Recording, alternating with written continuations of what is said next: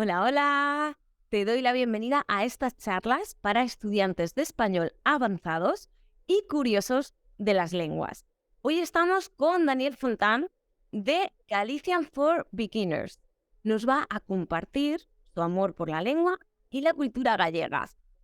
Vamos a descubrir qué son los neofalantes. Vamos también a conocer más el gallego de la mano de Dani y vamos a darle voz y preservar así su cultura y su lengua. También nos va a hablar de un proyecto solidario que le ha llevado a Milán. Bienvenido, Dani. Hola Mabel, ¿qué tal estás? Muy bien, ¿y tú qué tal? Muy bien, la verdad. Ya un poquito más adaptado, llevo 2 meses en Milán y la verdad no puedo estar más agradecido de la experiencia que estoy aquí viviendo. La verdad es que sí, nos vamos a reservar eso para el final, ¿vale? Ok. Para que nos cuentes más. Tú has nacido en Narón, ¿no? En la comarca de Ferrolterra, ¿no? En A Coruña. ¿Correcto? Y Sí. bueno, dices que es una parte castellanizada de Galicia y que te consideras un neofalante. ¿Qué son los neofalantes y qué tienen que ver tus estudios universitarios de historia? ¿Qué tienen que ver estas dos cosas juntas? Pues mira, nací en Narón, como muy bien has dicho, y la comarca de Ferrolterra vendría a ser la zona de Ferrol y los municipios concellos adyacentes. Y la verdad es que ciertamente es una zona que ha sido militarizada y, bueno, pues por la influencia del español y el devenir histórico, pues ha tenido más presencia del castellano en los principales ámbitos de la sociedad que el gallego. Y yo, la verdad, pues mis padres, que no aprendieron gallego por la represión lingüística durante el franquismo, no me lo transmitieron a mí, no me lo transmitieron ni a mí, ni a mi hermana, ni a mi hermano. Y bueno, entonces yo, si bien iba y aprendía gallego en la escuela, no era algo que sintiera mío, era algo que me daba vergüenza hablar por prejuicios culturales, pero también por inseguridad de estoy hablando algo que no sé hablar. Entonces, en cierto sentido, me considero neofalante, alguien que ha cogido una lengua y ha empezado a aprenderla, básicamente. Y ahora me considero plenamente bilingüe. Comentabas, Dani, Mm. que tenías prejuicios culturales. Sí. Porque, claro, tus padres no pudieron aprender o no aprendieron gallego por esa represión que había franquista. Y cuando tú fuiste al colegio, tampoco era todo en gallego. O sí, Todos tenemos asignaturas que, en teoría, por ley, deberían ser en gallego, pero año tras año, los profesores, las personas, las políticas lingüísticas cambian. Yo te podría hablar de cómo este proyecto tiene mucho su origen en una profesora de gallego que en el instituto me dio ánimos no solo con el tema de la lengua, sino en la vida en sí. Pero también te podría contar el profesor que tuve de gallego en quinto de primaria, que lo que hacía era darnos 2 horas de castellano en lugar de una en castellano y otra en gallego. Me cansé de hacer dictados en español. Básicamente, recuerdo un día que abrió el libro de gallego, cogió y dijo, ¿veis? Es lo mismo, lo entendéis ya, ¿para qué estudiarlo? Entonces, nos daba 2 horas de español y te puedo decir que año tras año cambiaba pues la percepción que se nos transmitía del gallego. Prejuicios culturales en el sentido de que si al final se supone que tienes que hablar una lengua que realmente no dominas, acabas avergonzándote de hablarla, al igual que te avergonzarías de no saber jugar a fútbol. Si tienes que jugar a fútbol, si no sabes, pues igual te da vergüenza o tienes miedo a acercarte la pelota, lo primero que haces es coger y pasársela a alguien. Pues es un poco así. Y bueno, otro tipo de prejuicios sociales, que si el gallego está relegado a las personas del campo, analfabetas, brutas, sin sentido de humor. Son muchos los prejuicios culturales, tanto en Galicia como en otras comunidades autónomas, que son realmente perjudiciales para las personas de dichas comunidades. Yo creo que en la eh, cuestión de la constatación, dime, no, no, continúo. perdona. Yo creo que ahora mismo la cuestión de la conservación es más importante que nunca, porque el resultado de décadas y décadas de políticas lingüísticas, de cambios en la normativa, pero también de represión lingüística, han afectado mucho la situación del gallego, que al fin y al cabo es lo que es ahora mismo una lengua minoritaria y minorizada. Vivimos en un contexto de diglosia en el cual hay dos lenguas que conviven, pero no siempre conviven con gracia, por así decirlo. Hay una que está presente en unos ámbitos y hay otra que está presente en otros. Y hay una que realmente está en riesgo de desaparición. Y bueno, yo creo que es más importante que nunca porque nos estamos conduciendo a un punto en el que ya nos está produciendo un, ¿cómo se dice? Un relevo generacional, ya no lo están aprendiendo las niñas y los niños. Y bueno, si no se pone remedio a esta situación, pues el gallego bien podría desaparecer en 100 años. Lo demuestran los estudios. Hay que, no hay que difundirlo, ¿no? Tú estás haciendo una gran labor también para que se dé voz, Ah, pero claro, hay que... ¿Cuál es la importancia? ¿Por qué preservar una lengua? ¿No? ¿Cuál es la importancia de preservar y difundir una lengua? Al final, eh, una lengua es una forma de ver el mundo diferente. La lengua no se puede entender sin una cultura. Entonces, cuando una lengua muere, con ella pues muere, hay mucha información que muere con ella. Uno no aparte. significa que sea del campo o que sea... no hay estratos en las lenguas. Ah, no debería, pero lo que hay es mucho prejuicio, mucho estereotipo, mucho cliché. Pero totalmente cierto.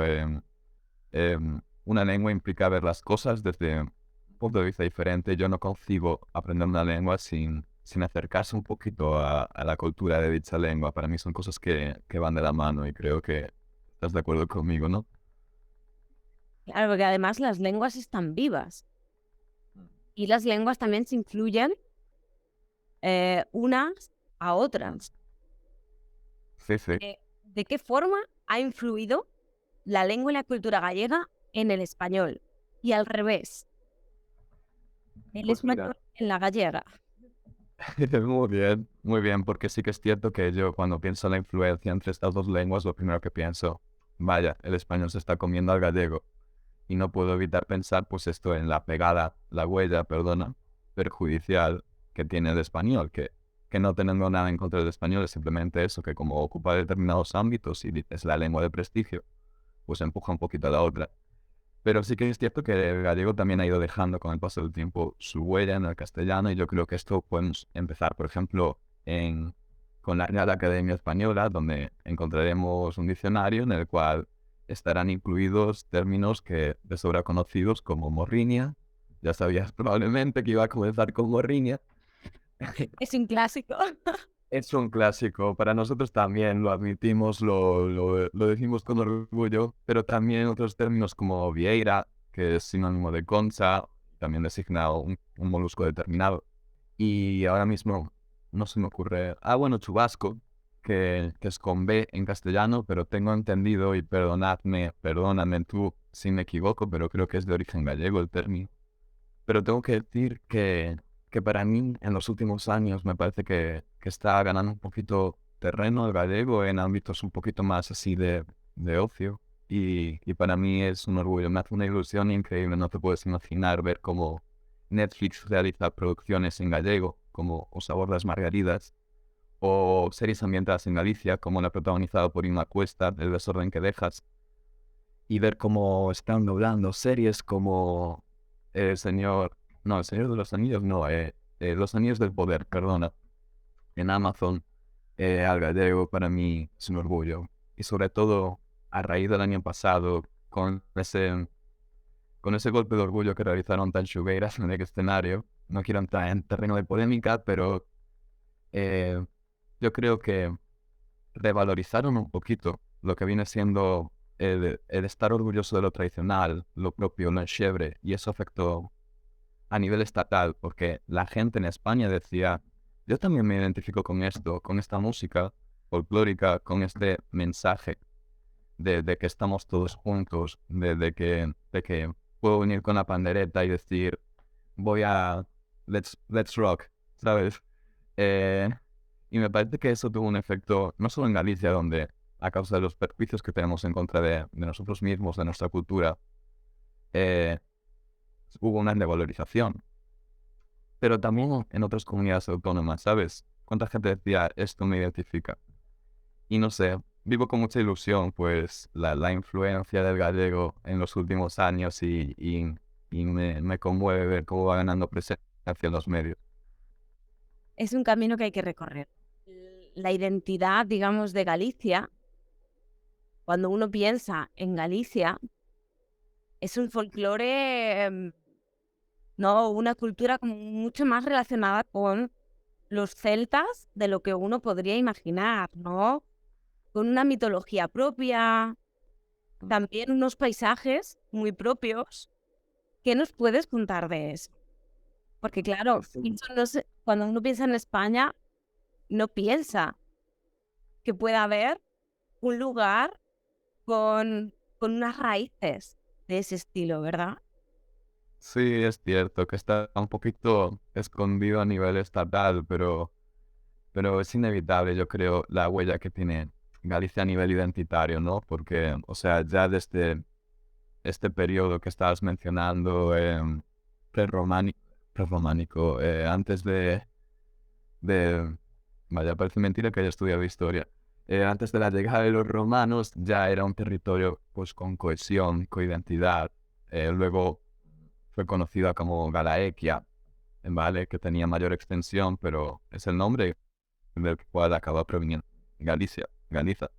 Y luego fue el reino de los suevos, o sea, ha tenido un devenir histórico que le ha permitido conservar esta identidad y que digamos, esto es Galicia y que tengamos esta imagen mental de nuestras fragas, de nuestros bosques, de nuestra cultura. Sí que es cierto que no ha desaparecido, ha sido una identidad marcada durante mucho tiempo, pero si me permites a mí, que soy un enamorado de la mitología, a mí me encanta el tema del folclore y, y bueno, me parece que hay un par de figuras que me parece que merece la pena que conozcáis. Si no lo hacéis ya, yo creo que la Santa Compañía es algo que tiene homónimos en la mitología asturiana, presencia en Zaragoza, León, me parece, Portugal, y designa esta procesión de ánimas que bueno, acaba pues realizando pues sus recorridos durante la noche y bueno, me parece que es algo muy significativo de nuestro folclore, pero tal vez un poquito más las megas, que imagino que las conoces también, ¿no? Exacto, sí. Con un papel muy mágico que en cierto sentido con el paso del tiempo se ha ido poniendo, equiparando con el de la bruja, pero no es exactamente eso. Yo cuando pienso en una mega pienso más en pócimas y brebajes, pero también pienso en criaturas positivas como negativas, y en concreto las megas chuchonas, que me parece que son las grandes desconocidas dentro de las megas. Serían estas megas que, bueno, al fin y al cabo es el arquetipo del coco, con el que estamos todos familiarizados, es decir, ese elemento que se utiliza para asustar a los niños para que se comporten. Pues las migas chuchonas lo que harían sería venir al anochecer y, bueno, el niño que no ha vuelto a casa, el niño que está vagabundeando, pues sería secuestrado por la mega y, bueno, chuchona vendría a significar que chupa. Son mitad bruja, mitad vampiro, para que te hagas una idea. Los vampiros de la época, ¿no? Sí, sí. Aún se conocen, pero me parece que sales de Galicia, ¿no? Y equiparas mega con bruja, pero luego es que tenemos tipos de megas. Mm. Algunos con homónimos en Gran Bretaña, Irlanda, con los cuales compartimos una cultura también, una mitología. Claro, es un gran desconocido todo lo que cuentas, ¿no? Sobre todo cuando alguien piensa en España. Y esto está. Lo único que va a necesitar un capítulo aparte para hablar de mitología, porque es un tema súper interesante y no nos va a caber en esta charla, pero habrá una sobre Está bien mitología la verdad, que porque merece la pena. a ambos nos gusta bastante el tema de la mitología, me parece. Sí. Que son formas pues de relatar, ¿no? Porque al final esa es una historia también.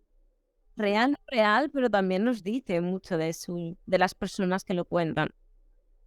Con su pegada en la literatura, su huella en la literatura, la música, está muy presente, la verdad. Incluso cuando nos conocemos, conocemos, porque se ha transmitido de forma indirecta y al fin y al cabo está un poco en nuestro ADN, ¿sabes? ¿Qué sitio está hechizado? ¿A dónde no debes ir? ¿O qué debes hacer? Muchas veces es parte de la sociedad. Y hablando de algo propio de, de Galicia, del gallego, ¿conoces algunas palabras en gallego que no tengan traducción al español?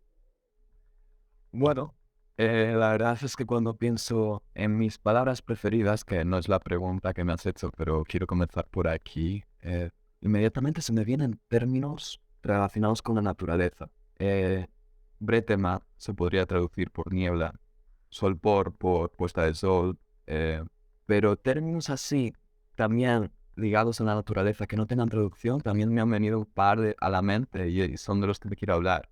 Me parece que en castellano no tenemos para moonlight, luz de luna, un término concreto, una única palabra, pero sí tenemos un término en gallego que sería luar. Pues es una de mis palabras también preferidas en el gallego y eso no tiene traducción. Tiene traducción directa, luz de luna, pero no es una única palabra. Otra que se me ha venido a la mente es lusque-fusque. Podría traducirse en la primera acepción directamente como anochecer, pero tiene otra acepción y bueno, me vas a decir tú que eres la experta en castellano, al fin y al cabo, si tiene traducción o no. Te digo la acepción. Vendría a designar ese momento del día, entre la noche y el día, mejor dicho, en el cual todavía no hay luz, ¿vale? Pero ya empieza a haber claridad y puedes ver, pues, objetos, distinguir sombras. Es ese momento mágico antes del amanecer. El alba. Me parece que está como muy ligado a lo que ves. Habría que mirar un poco más las acepciones de alba, Claro. pero yo creo que es Cla- la palabra que más se asemejaría, ¿no? Y luego, te voy a decir una tercera palabra, Smorga, pues es el título de una obra muy famosa de Eduardo Blanco Amor, ha sido llevada al cine y protagonizada por Karel Erhalde, me parece que lo he pronunciado bien, que me disculpen si no lo he hecho. Yo no he visto la película, pero sí he leído el libro y es un libro maravilloso. Podría ser traducida como fiesta, parranda, irse de parranda, pero Smorga tiene una segunda acepción y de nuevo, confírmame tú si es una traducción correcta. Vendría a designar una comida muy abundante, pero que es compartida con amistades. Entonces yo he pensado, esto es como una comilona, pero tú puedes hacer una comilona solo. Entonces no he visto, sería como una comilona, pero tiene un contexto más social, ¿vale? No es algo que puedes hacer solo. Sí, de primeras creo que no tenemos palabra en castellano para designar algo así.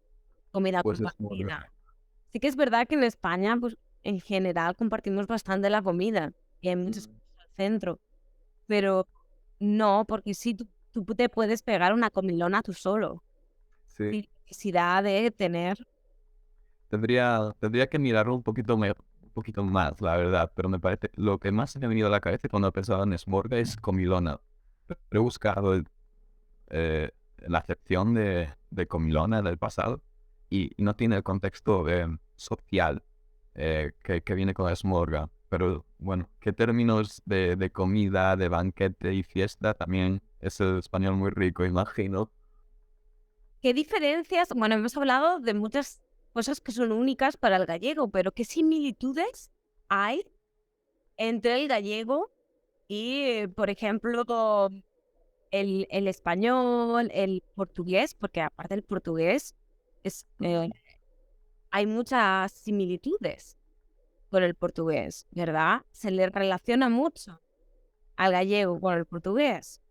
Inevitablemente, porque al fin y al cabo eran la misma lengua. Ha habido pues unos cambios históricos y políticos que permiten ahora hablar de dos lenguas, pero bueno, todavía está un poco, depende de lo que diga tu lingüista favorito, sinceramente, porque habrá quien diga que son dialectos de la misma lengua, habrá quien diga que el gallego es dialecto del portugués o el portugués dialecto del gallego. Realmente, a mí personalmente no me importa. Lengua o dialecto, eso es cultura y es algo que tiene que ser preservado. En lo tocante a las similitudes, y perdona si a veces me voy por las ramas, eh, ciertamente el gallego tiene mucho en común con el español y tiene muchísimo más en común con el portugués, si me preguntas a mí. El léxico concretamente es muy común al español, pero con el portugués, tanto el léxico como la sintaxis tienen muchísimo en común. Te voy a poner algún ejemplo de semejanza o diferencia. Pues, por ejemplo, las palabras que en castellano han perdido,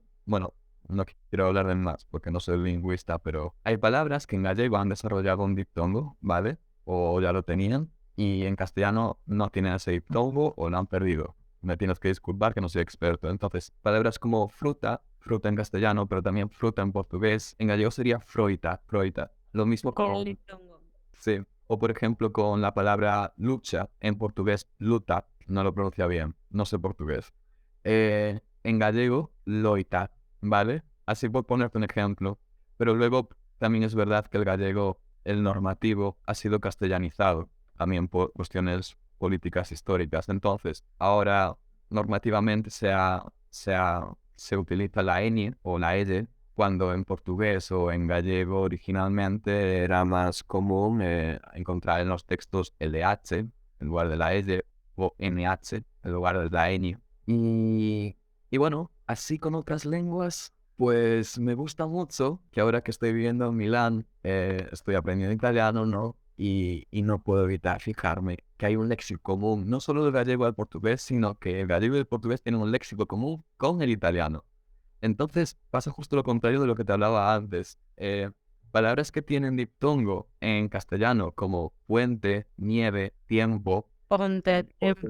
ajá, la pierden en el resto de las lenguas que he mencionado. Es ponte, nieve, tiempo, perdona, en castellano y en gallego y también propio es ponte, neve, tempo, corvo, dente, ya te imaginas. Que al final es maravilloso porque tú puedes acercarte a esas palabras y continuar reconociéndolas. A mí me parece maravilloso. O sea, al final las lenguas están vivas. Por eso no se puede hablar exactamente, porque la lengua como tal lo hacemos, digamos, para poner, porque nos gusta poner etiquetas Sí, y agrupar las cositas que se parecen. sí, es cierto. Entonces, Exacto, no son cada una evoluciona de forma diferente. Son ramas del mismo árbol, pero cada uno. Evidentemente. Y seguro que puedes encontrar una mayor influencia del francés en el catalán y la huella en las palabras que utilizan en Navarra del vasco, en las palabras, no sé, en el español que utilizan o en su propio vasco. O sea, todo depende de tu región, de los contactos sociales y comerciales que has tenido a lo largo de la historia. Exacto, porque La diversidad es maravillosa en una frase. ya de por sí el español, digamos, estándar, ya tiene palabras que son son árabes o vienen van recogidas a lo largo de la historia por las diferentes culturas, las personas que han ido pasando y formando. Imagino que tú sabrás mucho más que yo de estas cosas. Bueno, lo imagino, no, lo sé. Pero, o sea, ya solo pensando en las variedades del español en Latinoamérica, ya es que es una riqueza increíble. Claro, y sigue, y sigue avanzando. Ahora, por ejemplo, lo que pasa es que tenemos mucha influencia del inglés y cada vez decimos más cosas en inglés, aunque tengamos palabras en castellano para decirlas. Entonces es como todo está interconectado. Y al final las lenguas están siempre en evolución para intentar que no mueran y todo vaya comiéndose con la misma lengua. Lo que tenemos que hacer es pues dar difusión o intentar conocer también estas lenguas que hay, que son minoritarias, y entender qué información tienen, cuál es su cultura, ¿no? Su forma de ver el mundo, qué información esconden, ¿no? ¿Qué hay detrás? Sí, sí, es cierto. Y bueno, lo que decías de la huella del inglés y la influencia de otras lenguas foráneas, eso se ve en muchas culturas. El inglés es una bestia y tiene brazos en todas partes, ¿no? Y yo ahora estoy viviendo en Milán y lo veo también. Los italianos también como nosotros, cada vez más anglicismos y bueno, es increíble, la verdad. Hay que poner un poquito en valor, como tú dices, nuestras palabras, nuestra cultura. Exacto, y que no nos devoren, sino que podamos compartir, Exacto. que conozcamos, que lo bonito es conocer y poder nutrirse. Y yo cojo palabras del castellano cuando hablo en gallego. Una por mi propia historia, ¿vale? Castellano falante en la infancia.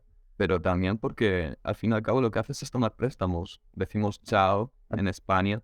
Decimos en Galicia bueno eh, o ok, ¿sabes? O sea, no nos vamos a torturar tampoco por decir una palabrita o tomar un préstamo de otra lengua. Se trata de compartir y de coexistir.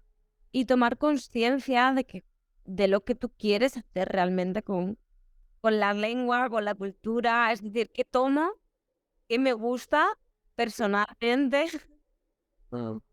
qué no, qué me interesa conocer más. Y hablando de todas estas cosas de compartir, de, de difusión, ¿no? Háblanos sobre tu proyecto solidario a Milán, que todavía no nos has hablado de eso. Bueno, yo ahora mismo estoy realizando un proyecto con el Cuerpo Europeo de Solidaridad. Estoy trabajando con niños y niñas. Principalmente les ayudo con los deberes, pero también me está dando una oportunidad maravillosa para promover el deporte. Es un centro pues social para jóvenes y también pues estoy ahora mismo desarrollando talleres de educación emocional, que me parece muy importante. Es algo que, mira, si yo pudiera volver atrás en el tiempo, no digo que me arrepiento de estudiar historia, pero ¿quién pudiera hacerlo todo, no? Eh, Tanto hacer como una filología gallega o psicología serían cosas que la verdad me harían cantar con el corazón, ¿no? Eh, y nada, estoy muy contento ahora mismo. Lo compagino con la actividad de mi cuenta de Instagram, a la cual me gustaría dedicar más tiempo para continuar difundiendo el gallego. Pero muy contento en mi edad, muy contento de esta oportunidad, la verdad. De todo lo que me has contado ahora, de todo lo que te ha llevado a Milán, toda la contribución también que estás haciendo, compaginar las dos cosas tampoco es fácil, ¿no? Por una página Galician for Beginners y el trabajo solidario en Milán. ¿A esos niños les hablas también del gallego? Sí, les hablo del gallego, les hablo de Galicia, hago intercambio cultural, les suelto alguna palabra. Por ejemplo, en italiano, por hablarte de un falso amigo, anguria, sandía, pues anguria en gallego sería angustia. Entonces, entonces es muy divertido hacer estos pequeños intercambios. Y además, ¿sabes? O sea, a mí me conocen como el español y es algo inevitable. Porque no saben de mí, de mi región, de mi identidad. Al fin y al cabo es lo que sí que viene en mi documento, ¿no? Pero claro, a mí también tengo momentos en los que me gustaría compartir de mi cultura, que está un poquito más, mi cultura más próxima, que está un poquito más en la sombra, por así decirlo. No tiene esa proyección internacional, que es algo que debería tener. Y bueno, a mí me gusta. Conocen de mi cuenta de Instagram también, me hacen preguntas y la verdad es que es muy bonito. Y claro, a mí me enseñan árabe y francés y filipino, porque al fin y al cabo es una comunidad muy internacional, la de Milano y la del centro, pues todavía más. Qué bonito es esas contribuciones, ese compartir, ¿no? Ese nutrirse, porque además con los niños es súper gratificante, es muy gratificante, dan muchísimo amor. Los niños son muy puros. Sí, Si tienen curiosidad, se nota. Si no la sí, tienen, también. sí, sí, sí. Entonces, estoy segura que lo que les cuentas y por ejemplo, estas bromas lingüísticas, ¿no? De, de significados, la mitología, seguro que les gusta si les cuentas esos cuentos de Sí, los días. seguro, seguro. Seguro Comparamos que les mondas encanta. también, claro, porque al fin y al cabo somos dos ciudadanos del mundo, ¿no? Somos casi todos del Mediterráneo y bueno, tenemos una cultura también en común. Incluso cuando tenemos palabras diferentes, el lenguaje viene a ser el mismo. Es lo que te hablaba antes del arquetipo del coco. ¿Quién no tiene un coco? ¿Qué nación no tiene uno, no? Eh, y es muy bonito, la verdad. Hay días que lo que quieren aprender son palabrotas, pero bueno, hay que poner ese freno de vez en cuando. Sí, es totalmente normal. ¿Qué mensaje le darías a las personas interesadas en aprender el gallego y en conocer más sobre la cultura gallega? Pues lo que les diría es que si lo están pensando, que se animen, que den ese paso, que están a punto de comenzar un viaje de aprender de mitología celta, de aprender sobre música, de aprender sobre lengua, de aprender sobre cómo son las gentes, el paisaje, la historia. Es un viaje maravilloso acercarse a una cultura, a una lengua, porque para mí es eso que te comentaba antes. Es algo que va de mano con la cultura y no hay nada más gratificante que sumergirse en otra cultura, verbalizar con otra lengua y, y entender a través de verbalizar esa lengua el sentimiento de esas personas que no son tan diferentes. Quiero decir, al final cuando hablas una lengua, empleas determinado lenguaje emocional. Yo no hablo igual en español, igual que hablo en gallego, ¿no? Eh, y y no sé, que se animen, que den el paso, que la diversidad lingüística siempre es maravillosa. Yo como bilingüe, la verdad es que me siento mucho más activo, tengo más facilidad, en mi opinión personal, para aprender otras lenguas, sobre todo romances. Mi cerebro está que empiezo una frase en una lengua y ahora mismo ya soy capaz de cambiar automáticamente a otra y luego voy al inglés y luego voy al italiano. Es mi experiencia personal, pero yo me siento mental y emocionalmente mejor aprendiendo una lengua, que eso es lo bonito de aprender lenguas al fin y al cabo. Las lenguas son, como te has dicho, un viaje que nunca se acaban. Nunca se acaba también de aprender sobre una misma lengua. Y cuantas más lenguas conoces, ves las cosas que las unen, cosas que las separan, ves esa visión del mundo diferente y es increíble poder iniciarse, ¿no?, en ese camino de desarrollo, porque al final también es un desarrollo personal, va más allá, ¿no?, de aprender la lengua y la cultura, sino es ese desarrollo personal que te aporta conocerte a ti mismo dentro de esa lengua. Totalmente de acuerdo. Yo la verdad, cuando hablas gallego, cuando hablas una lengua, te traslada. Entonces por eso he empleado la palabra viaje, ¿no? Me siento más próximo a mi contexto social inmediato. Ahora que con el paso del tiempo he hecho amistades de toda Galicia, ¿no? Y me he acercado pues, al gallego. Es inevitable conocer gente maravillosa por el camino y la verdad es que solo con hablar gallego pues ya me siento un poquito mejor. En extranjero, no sé cómo explicarlo. Te entiendo. Muchísimas gracias por traernos algo tan bonito para y que te importa tanto a ti como es la lengua y la cultura gallega, habernos abierto de tu corazoncito y la puerta, ¿no?, a ese lugar, a esa lengua, a todo lo que conlleva, ¿no?, a todo lo que trae consigo. Ha sido un placer estar aquí contigo y conocer mucho más el gallego. Gracias a ti, Mabel. El placer ha sido mío y, por favor, muchas gracias por invitarme. Me ha llegado al corazón tu invitación y me encanta que la gente se acerque al gallego y me emociona. Entonces, muchas gracias a ti. Puede haber segundas partes con parte Sí. de mitología. De mitología, por favor. Yo tengo que hablar de eso con alguien. Espero que os haya gustado mucho esta entrevista. Curiosos de las lenguas, os dejo los detalles de Dani en la descripción. Nos vemos en el próximo vídeo. Muchísimas gracias por estar aquí. Chao, chao. Chao.